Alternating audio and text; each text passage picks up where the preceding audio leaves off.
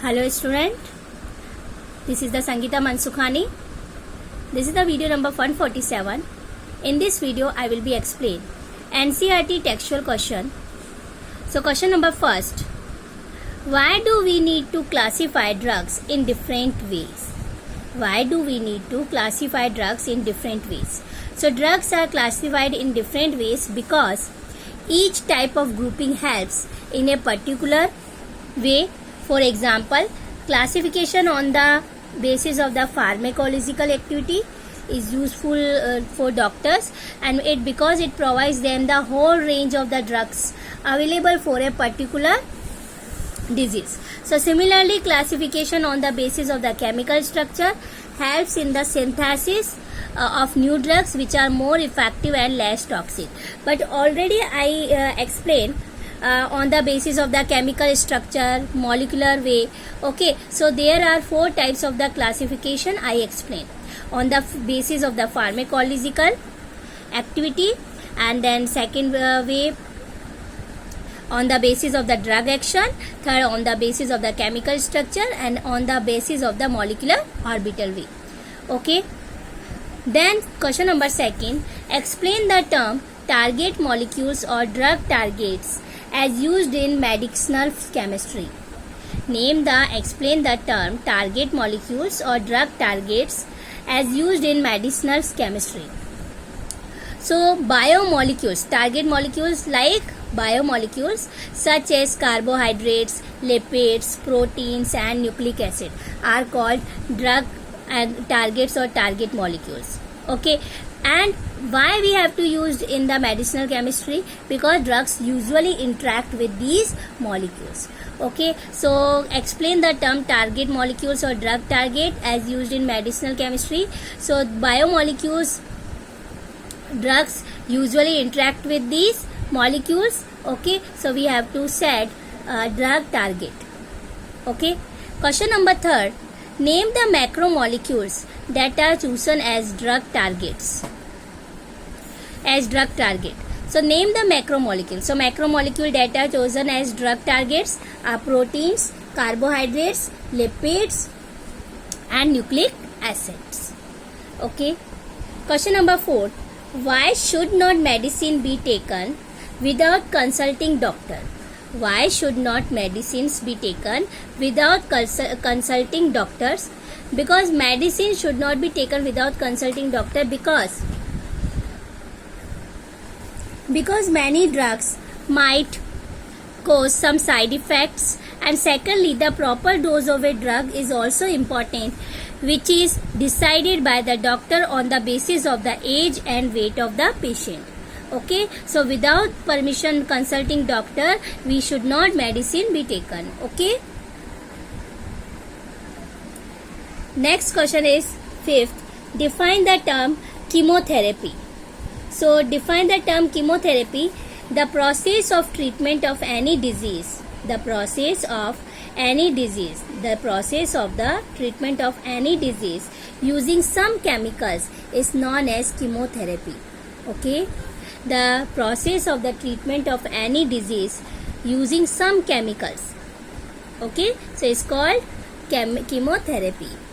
This chapter, it is very easy, only for basic concept you have to clear, so easily you write in your self language. Okay, on language. Question number 6, which forces are involved in the holding the drugs to active site of the enzyme? So which forces are involved in holding the drugs to the active site of enzyme? See, in our body, active site of the enzymes, so hold the drugs. So the force involved in holding a drug to the active site of the enzyme are hydrogen bonding. Which bond is? Hydrogen bonding, ionic bonding, dipole-dipole interaction and van der Waals interaction. So these are interaction depend on the which drug are attached with active site of the enzyme. Okay, hydrogen bonding, ionic bonding, dipole-dipole interaction and van der Waals interaction. Next, question number 7. While anti-acid and anti-allergic drugs interfere with the function of histamines, and why do these not interfere with the function of each other? Again I say, while anti-acid and anti-allergic drugs interfere with the function of histamines. So why do these not interfere with the function of each other? So antacid and anti-allergic drugs do not interfere with the function of each other because both they work on different receptor. Okay, because antacid work on the acidity and anti-allergic drugs work on the allergy, like on the basis on the histamine. Okay, so different receptors, so they do not interfere with the function of each other. Okay, question number 8. Low level of noradrenaline. Low level of noradrenaline is the cause of the depression, and what type of drugs are needed to cure this problem?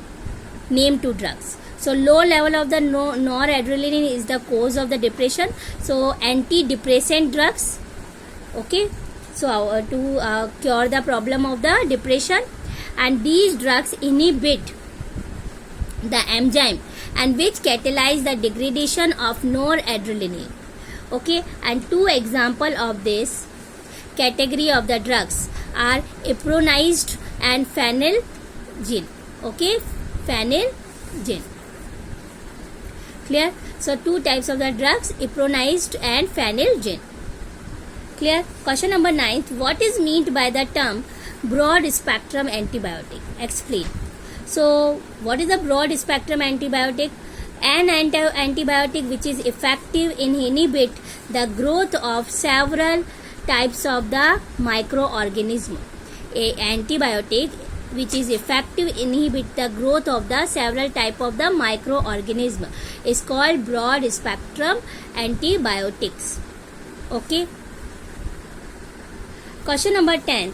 How do antiseptic differ from disinfectant? How do antiseptic differ from disinfectant? So you already know about chemical substance which prevent the growth of the microorganism and are not harmful for human beings, so are called antiseptic, and they can be applied on the living tissue. Example, antiseptic is bithionol. Okay, which example of the antiseptic? Bithionol.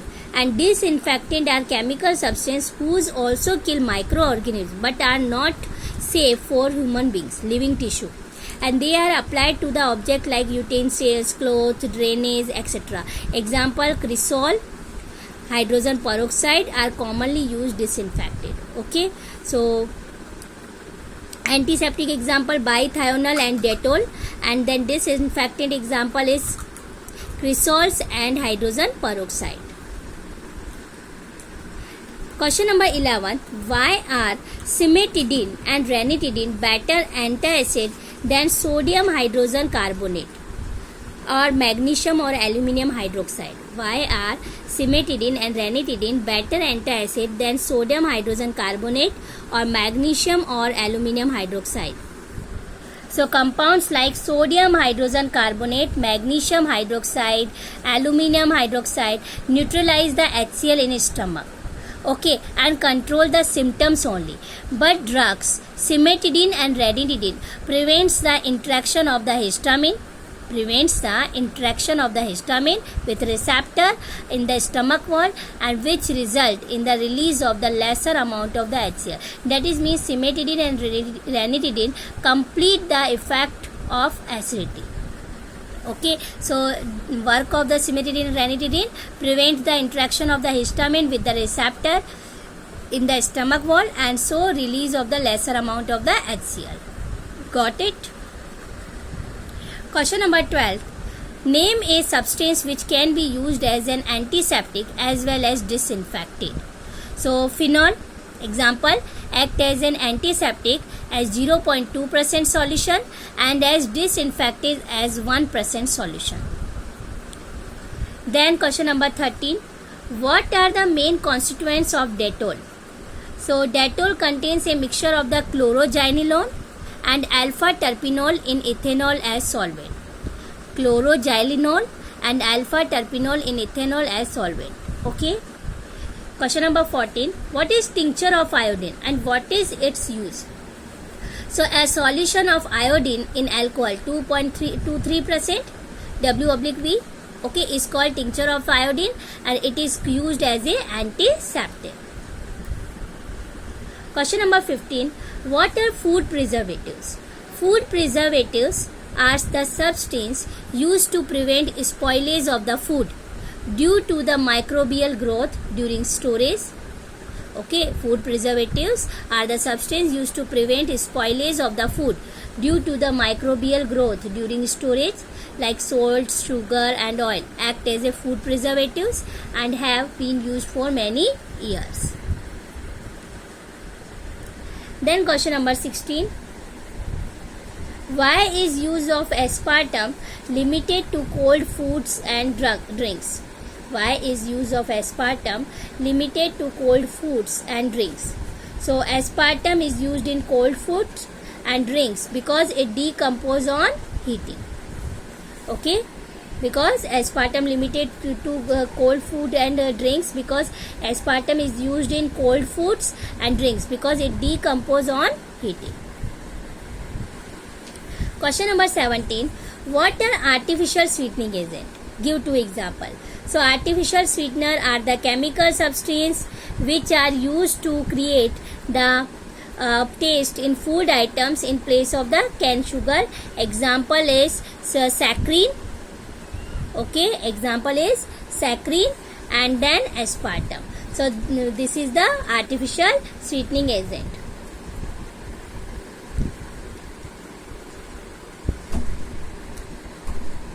Question number 18.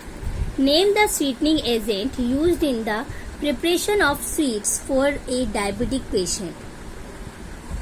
Name the sweetening agent used in the preparation of the sweets for a diabetic patient. So saccharine and sucralose. Saccharine and sucralose are generally used in the preparation of the sweets for diabetic patient. Okay, saccharine and sucralose. Then question number 19. What problem arises in using aspartame as artificial sweetener? What problem arises in using aspartame as a artificial sweetener? So aspartame is a high potency sweetener. Okay, aspartame is a high potency sweetener and it becomes difficult to control the sweetness of the food to which it is added. Okay, so what problem arises in using aspartame? Because aspartame is a high potency sweetener and it becomes difficult to control the sweetness of the food to which it is added. Then question number 20. How are synthetic detergents better than soaps?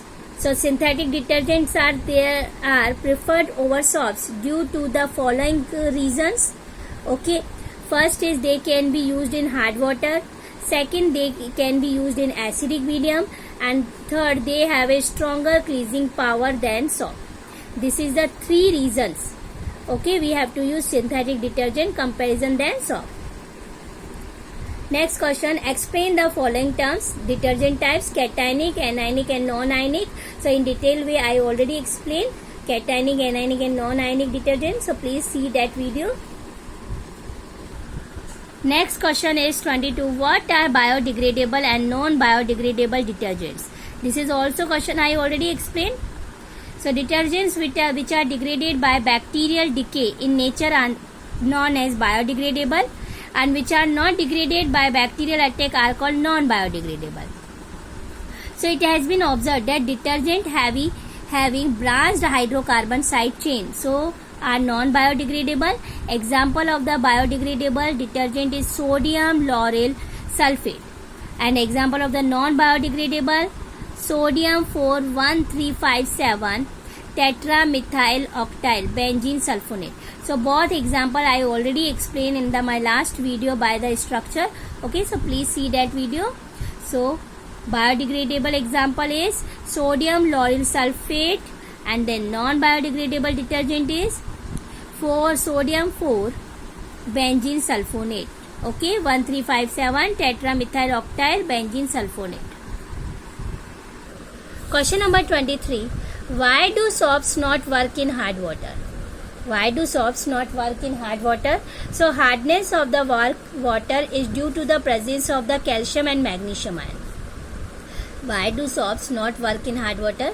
Because hardness of the water is due to the presence of the calcium and magnesium ion, and these ions form insoluble calcium and magnesium salt of soap and separate as scum. So soaps cannot be used in hard water. Okay, so hardness of the water reason due to the presence of the calcium and magnesium ion, and these ions form insoluble calcium and magnesium salt of soap and separate as scum. So soap cannot be used in hard water. Clear? Question number 24. Can you use soap and synthetic detergents to check the hardness of water?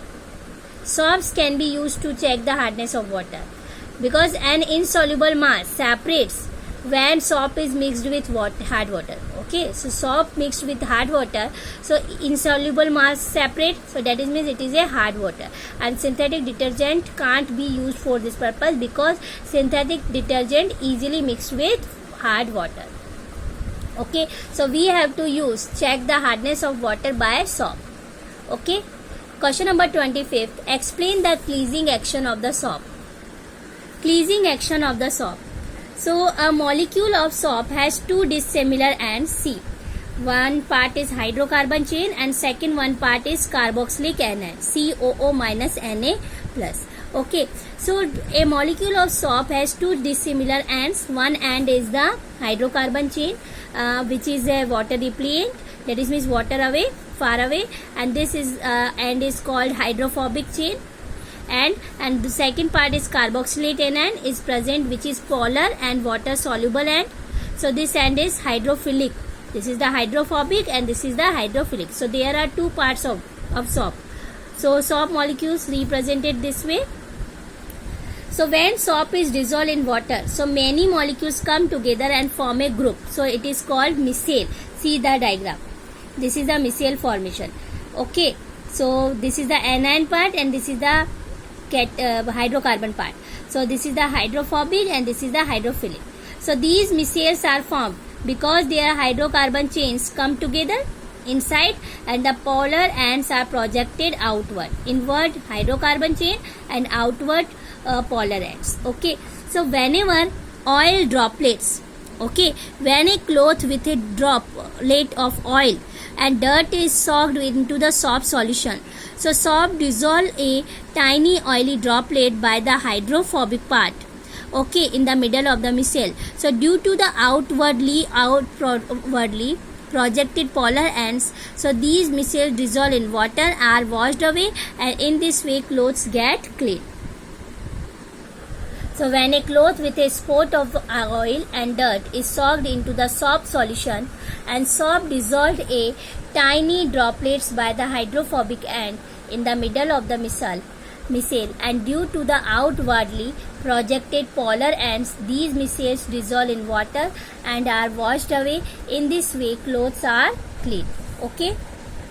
Question number 26. If water contains dissolved calcium hydrogen carbonate, if water contains dissolved calcium carbonate, hydrogen carbonate, calcium hydrogen carbonate, CaHCO3 whole twice,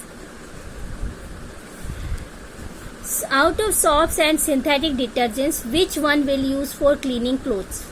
If water contains dissolved calcium hydrogen carbonate, so out of soap and synthetic detergent, which one will use for cleaning clothes? So synthetic detergent will be used if water contains dissolved calcium hydrogen carbonate, because soap cannot be used because it will form the scum on reaction with calcium ion, because calcium hydrogen carbonate, that is means water is hard. Okay, because what is a hard water? If calcium and magnesium ion present in water, so that is water is hard, and soap cannot be used with hard water. It will form scum. Okay, clear?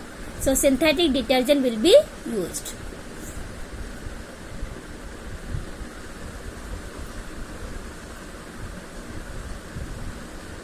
Question number 27. Label the hydrophilic and hydrophobic part in the following compounds. Hydrophilic and hydrophobic part. So you already know about one part is hydrophilic and another part is hydrophobic. Hydrophilic, that is means polar part, and hydrophobic, that is means chain part, carbon chain. Okay, so this is the first example, CH3 CH2 whole 10 CH2O SO3 minus Na plus. This is the ionic part, so it is a hydrophilic part, and this is the carbon chain, it is a hydrophobic part. Second example, CH3 CH2 whole 15 N plus CH3 whole 3 Br minus. So here ionic part, so it is a hydrophilic part, and this is the carbon chain, so it is a hydrophobic part. Third, CH3 CH2 whole 16 COOO CH2 CH2O whole N CH2 CH2OH. So this is the CH3 CH2 whole 16. This is the carbon chain hydrophobic part, and here oxygen also OH. Okay, O minus H plus N. So this is the hydrophilic part. Okay, got it? So this chapter is over. Any have doubts, so please tell me by the message. Okay, thank you so much.